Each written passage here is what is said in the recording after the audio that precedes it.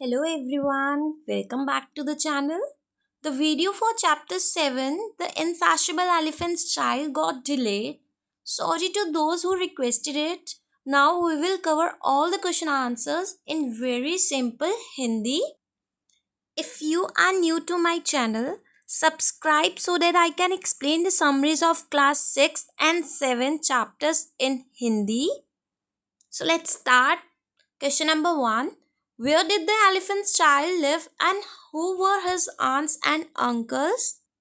Elephant child के कहाँ रहता था और उसके अंकल और आंट कौन कौन थे? एलिफेंट का चाइल्ड अफ्रीका में रहता था और उसकी आंट ऑस्ट्रिच और हिप्पो थे और उसके अंकल जिराफ और बबून थे.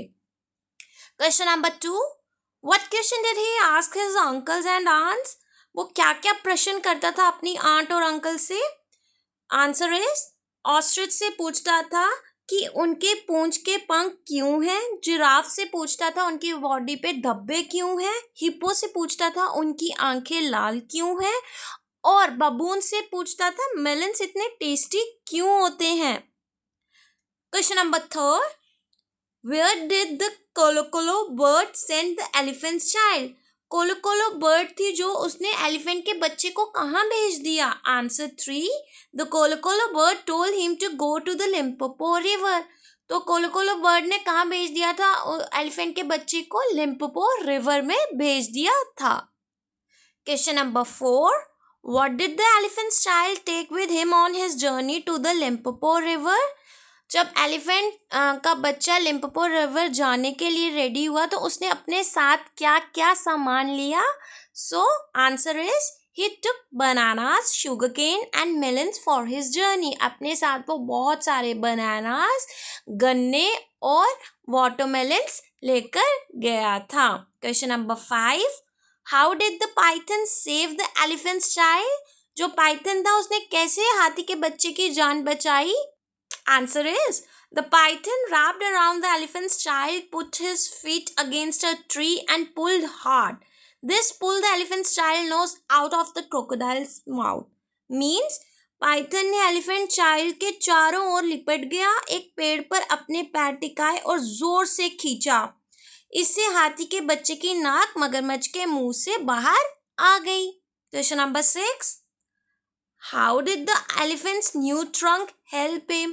तो एलिफेंट की जो बड़ी खींची हुई नाक आ गई तो वो कैसे मदद करती थी?